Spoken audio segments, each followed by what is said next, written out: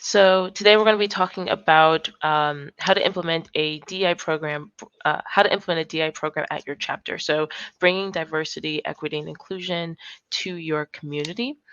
Um, and so for today, we want this to be a little interactive. So there's going to be some polls interspersed with some of the slides. Those will be just dropped in the poll session. Um, and then if you have any questions, feel free to drop those in the Q&A tab for me to answer. And if you have any comments, feel free to drop those in the chat. Just make sure that you are using the session um, chat and polls and everything.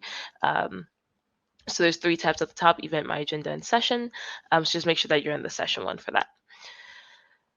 So we're just going to dive right in and get started here.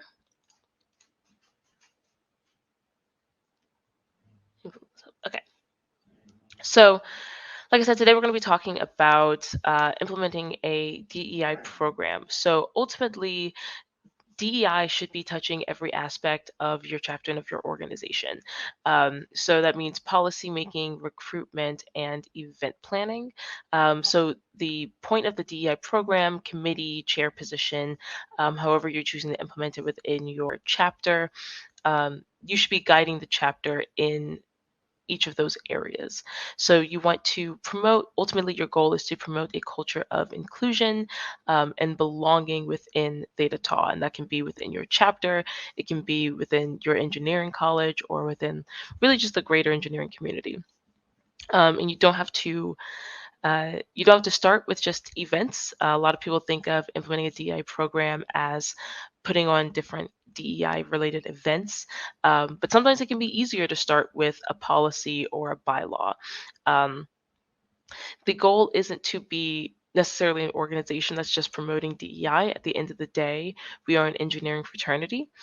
So the goal is to be an engineering fraternity that is actively working to build a more equitable and inclusive engineering community. So that's what we want to strive towards. So sometimes it's easier to kind of ground your efforts a little bit and kind of make sure that you're centering the engineering community and focusing on that. And it's important to remember that DEI isn't the what, it's not the goal. Um, it is, what we're using to drive ourselves forward. So that should always kind of be at the forefront of any sort of DEI program that you're putting on.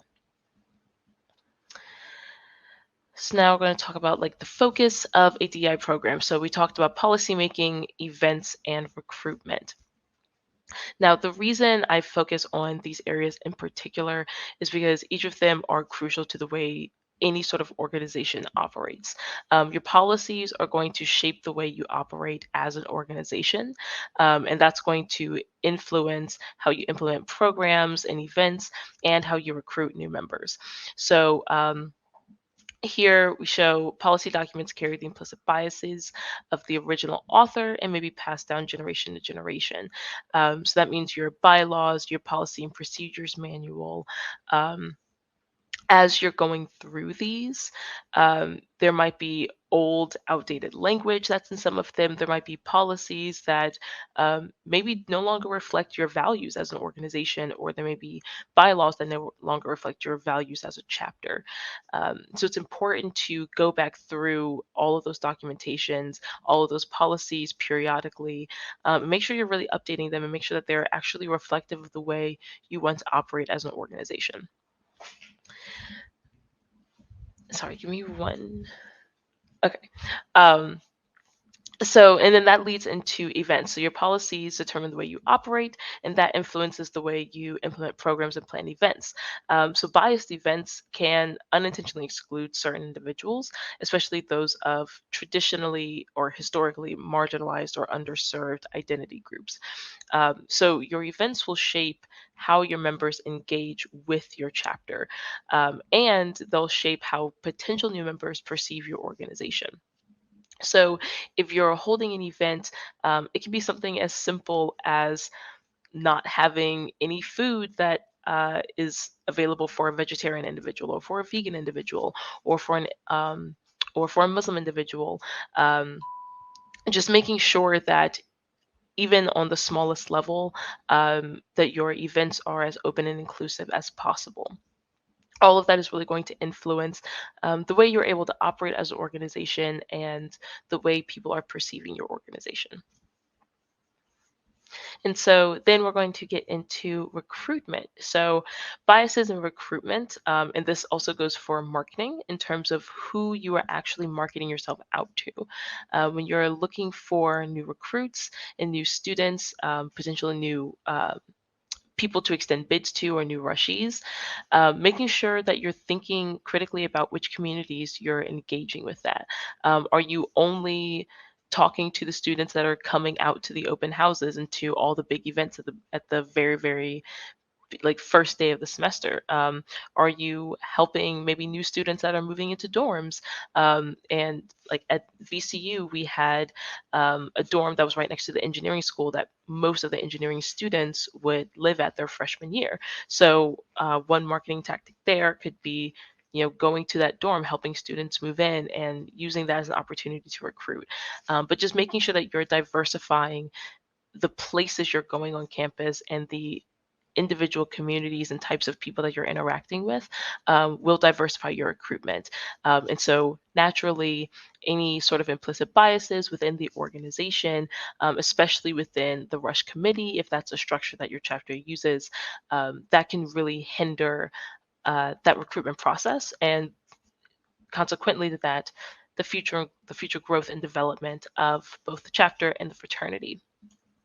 So we really just want to make sure that as we're shaping the future of the fraternity, um, we want to make sure that we're being intentional about who we're recruiting and where we're going to recruit.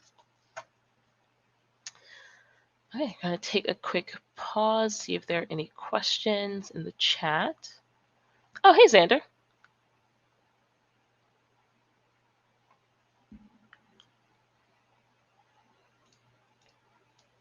Okay, looks like we got another person. So just a reminder, feel free to drop any questions you may have in the Q&A tab under the session.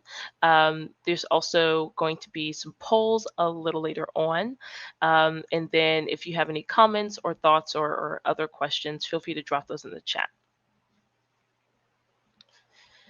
And if we get a lot of new people here in a few minutes, I could potentially restart. I know we kind of got started a little early. Okay, so we will get back to it.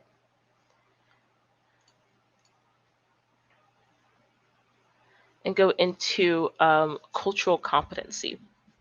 So looking at policymaking, recruitment, and events, if we're talking about, making sure that we're addressing implicit biases and making sure that we're going about these chapter operations in the most inclusive way possible. Oh, perfect. Great question. So what could be an example of a biased policy?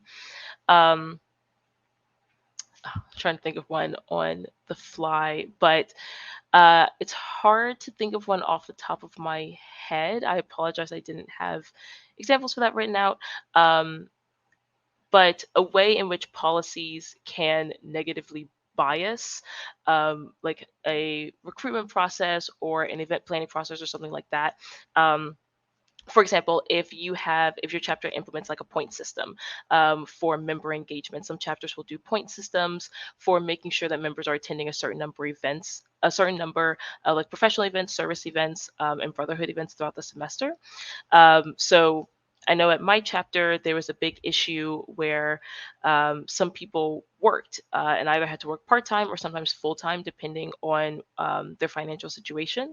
So those individuals might necessarily have more difficulty attending a specific number of chapter events. So if you're developing a policy like that, just making sure that you're taking into account the different situations that people might be in, especially when it comes to things like socioeconomic status or financial situation. There's a lot of really easy ways to accidentally discriminate against someone based on their socioeconomic standing or their financial status.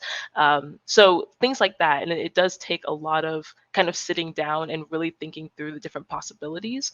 Because on the surface, something like that might seem pretty innocuous until someone actively brings it up. So I hope that answered your question. If not, feel free to throw another one out there. Um, yeah, so cultural competency. So cultural competency effectively is basically the intent to understand and center the experiences of people from different communities. There's a couple different ways. Oh, yeah, that's a great example, Xander. So cultural competency is effectively the nature of how our organization operates on a social level. So we want to make sure that as we are trying to develop more socially conscious and more inclusive policies and events and recruitment measures, that we're actually taking into account the different communities and cultures that we're trying to serve. If we're saying like, okay, we're having issues where vegetarian members or vegan members are feeling excluded from our events, or we're having difficulty recruiting from this particular demographic of students, when we're going about trying to improve that process, we need to reach out to that community. We need to reach out to those individuals and actually understand their experiences and their perspective and what might be deterring them or making them feel excluded from whatever space we want to invite them into. So you might be saying, okay, Raven, that all sounds cool, but how do I do that? Um, so setting DEI goals really is the crucial way to implement a DEI program effectively. So we talk a lot about SMART goals. In case anyone's not familiar with what that acronym stands for, SMART stands for specific, measurable, attainable, relevant, and time bound. So when you're setting a DEI goal, there's a lot of different things you need to consider. So one, to make it specific, you want to make it data and evidence based. So surveying your membership to identify any potential gaps in diversity or equity is really useful. But a lot of people think of just quantitative data, like what are our demographic breakdowns, et cetera. But especially at the chapter level, you have a really great opportunity to also collect qualitative data. So things like how do your members feel about your chapter engagement and your chapter brotherhood or spirit of brotherhood? Do your members ever feel excluded? Do your members ever feel like have your members ever felt like the subject of a microaggression as a result of another brother? Have your members ever felt hurt or ignored by the chapter or by nationals? Getting that data from your members and using that to inform the way you build your program will really help your individual community thrive and help you understand the needs of your community specifically. And that folds right into the measurable. So you want to determine how you're going to quantify inclusion. And a sense of belonging is something that it's not necessarily easy to apply numbers to. But when you're gathering that data from your members, you can use that to help identify trends and determine metrics from that. So it can be something as simple as on a survey, how many of your members answer positively to a question like, do you feel a strong sense of belonging within the chapter? Something like that. Gathering that sort of data and increasing that sort of positive response rate can be a really good measure of your chapter culture. The only thing with that is that you want to make sure you're actually gathering data from all the members of the chapter, or at least a truly representative sample. If you're only gathering from a small group or you're not getting engagement or responses from everybody, then that data becomes significantly less representative. And as far as attainable, so we want to make sure that we are considering the engineering community within your institution.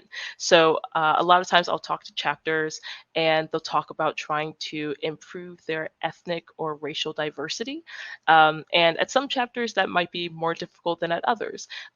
If, for example, the school that you're at has a very low population of Asian American individuals, then your chapter will likely have a very low population of Asian American members.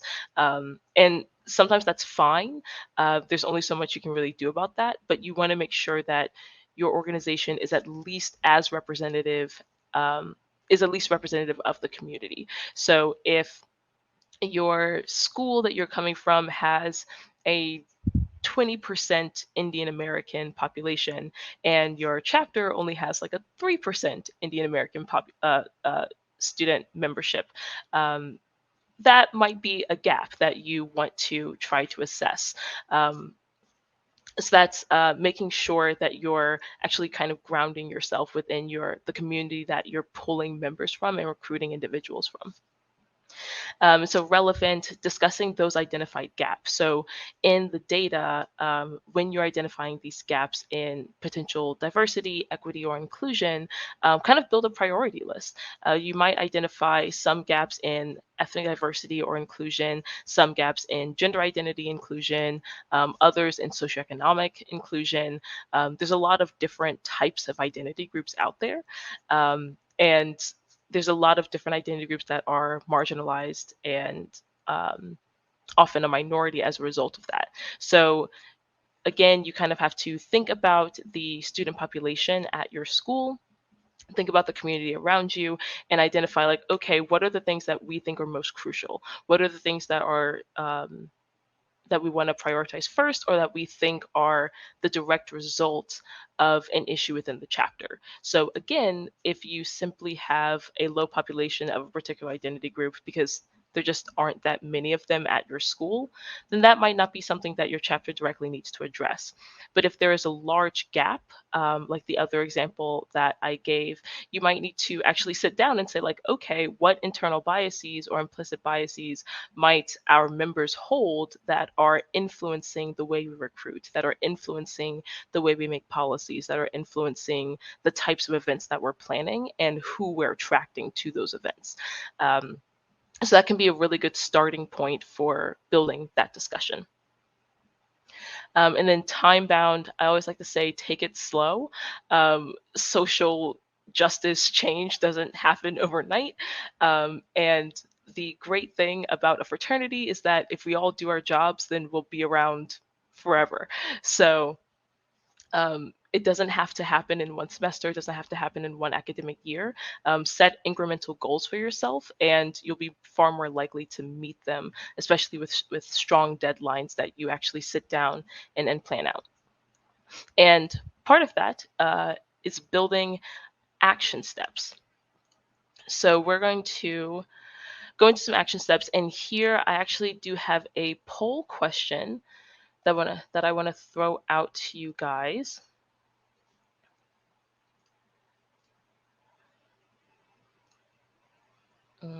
Okay, that's going to be too complicated to do on the fly. So I'm just going to throw it in the chat and have you guys respond.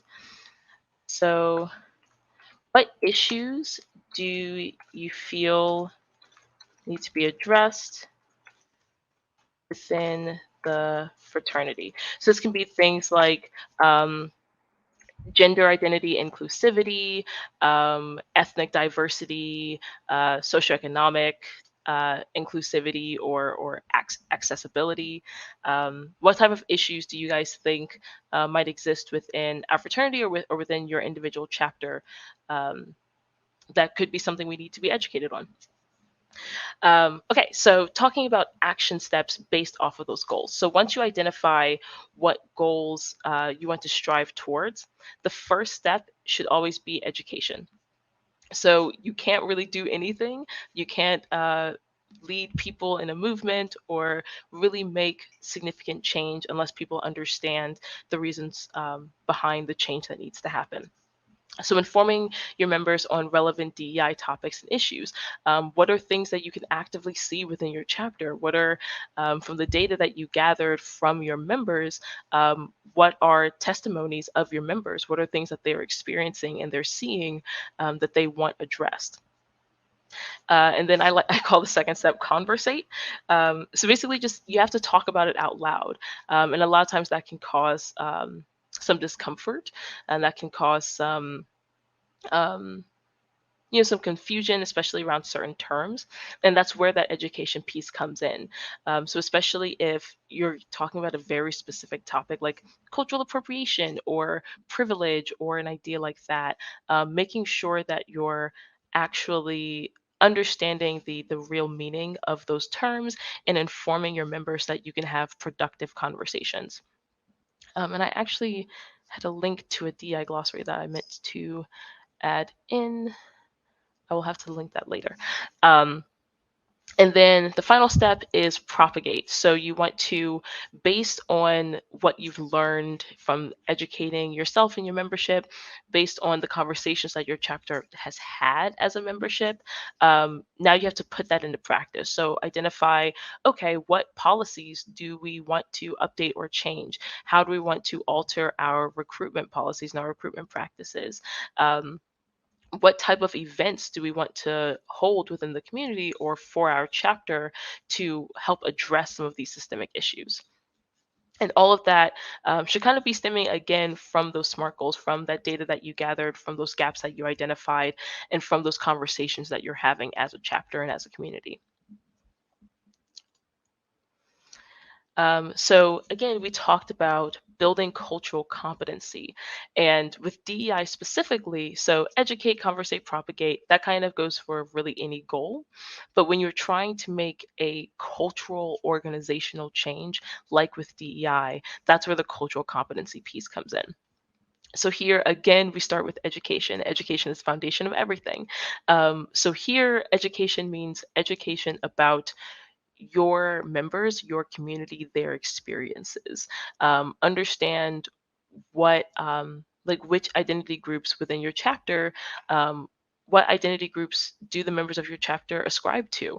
How does that impact the way they come to to the organization, the way they approach new member education, the way they approach being a brother, the way they approach being a member of a fraternity, and how does that impact their experience within the organization? Um, and then the next step we call get proximate. So that is actually leaning into discomfort there. Again, a lot of times it can be really hard to kind of have those crucial conversations, especially when it's the first time maybe you're really sitting down to talk about. Oh, these are the experiences I've had, or this is the way I feel about this particular thing. Sometimes that can be really hard to work through all at once, or even just to manage different perspectives and different experiences. So make sure that you're sitting down and really sharing with your peers that come from different communities and actually, again, learning about their experiences and listening to them, and sort of pushing through that discomfort and that conflict that can arise during discussion. And then finally, we like to say remix it. So take the best practices and insights from other chapters, organizations, and resources that are available to you and see how you can build on them. How can you best serve like your community? Okay, so there's a couple different items for this.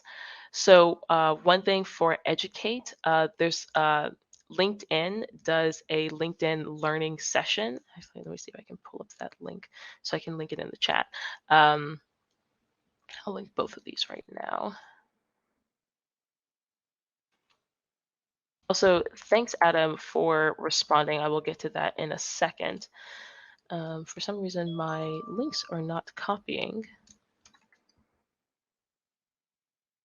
Okay, I'll try to do that later. But so LinkedIn does learning training courses, and they do some on diversity and inclusion. And there's a whole series of them talking about different topics like privilege, implicit bias, understanding how to identify and confront implicit bias within an organization, understanding how to recruit in a more diverse and equitable and inclusive way. And all of those are free. They're just like available on the LinkedIn site. So once I figure out my links, I will share that in the chat so that that's available. And yeah, like taking those best practices and from other chapters or from outside, like in the community, things that your school is doing, things that you see different universities doing or different members of the organization doing. Just kind of take that and see how can we improve that. What can we do a little differently? What do we need to tweak or twist here to make it serve our community and our members a little better?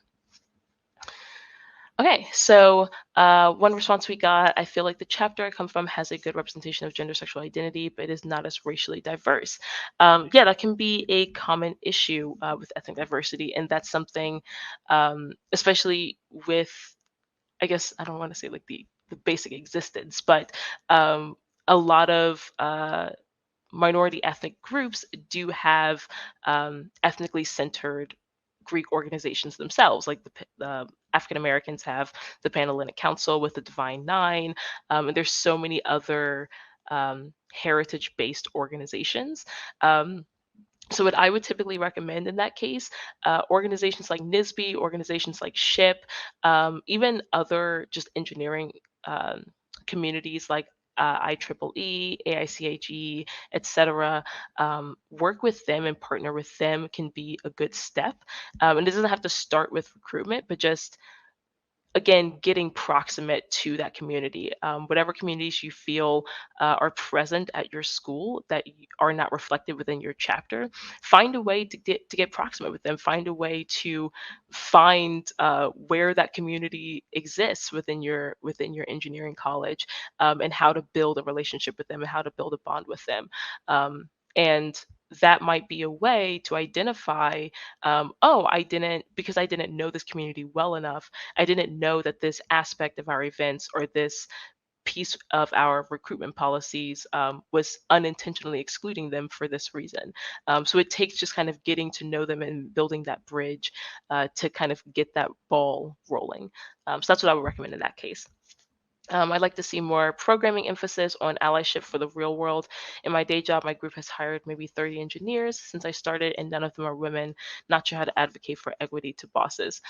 That is definitely really difficult. I know my company, I don't know. I feel like my company is like doing better, but we have like a global D&I organization that like handles all of that. So I think that's probably why. But I definitely think that DEI like in industry is a much sometimes harder ship to navigate because there's so many more, like with a chapter at a school. There's not a ton of like politics and like global profit and stuff in the balance. Um, but I think, I don't know, does your Xander, does your or not your chapter, your company have like a D&I department or anything like that that they like do events through? Kind of like some communities or some companies will do that as well. That could be interesting. Pretty sure no way. Oh yeah, private defense contractor. That's probably going to be a no. Um, yeah, it can be really hard, especially with defense contracting. Like a lot of women are just very excluded from those spaces. um, okay, so we can go on to the next one. I did have another poll question that I wanted to throw out there. Let me add that one to the chat. So, what common chapter issues might be linked to, let me fix that, to a lack of DEI? So, what common chapter issues do we think might be linked to a lack of DEI? So, a lot of chapters have difficulty with like event attendance, brothers being engaged, retention, brothers like wanting to go early alum. What common chapter issues do we often see, or have your chapter faced? And which of those do we think might be linked to a lack of DEI in a certain area?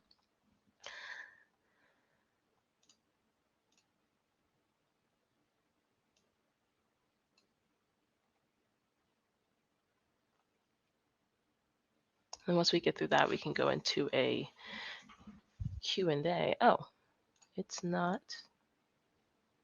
There we go. Okay.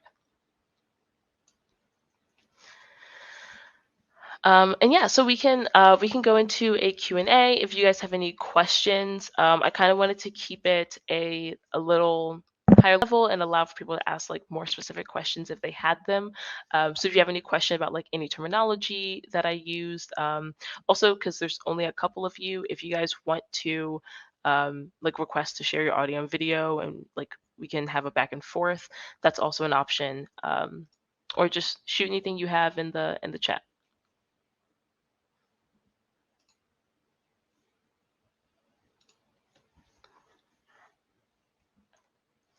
This isn't a conventional category in DEI, but I think chapters disregard or exclude seniors too much in programming, which results in ghosting and worse PD alumni relations.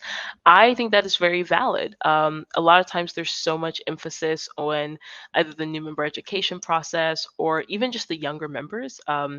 I think a lot of times we're so focused on the mentoring aspect and, oh, like we want to be able to teach you and guide you so you can be regent one day or you can be Corsac one day. Um, and the old fogies, as as my friends say, like once you've served your time, once you've been regent, once you've been an officer, a lot of people I think kind of just assume like, oh, you're in your senior year, you have a lot going on, you might not want to be involved. So yeah, like definitely making sure that we're maintaining those connections, and like our older, like the older students about to graduate and then alumni especially are definitely still a part of our membership and still a part of our organization, and it's important that we structure and design our community to include them as much as we try to bring in new people as well. Any other thoughts or questions on that?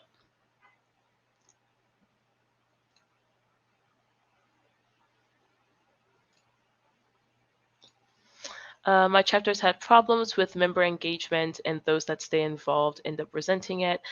This has led them to not have basically any alumni relations. Yeah, that can be, that's a really difficult cycle because once you kind of get into that cycle, it's hard to sort of break it out.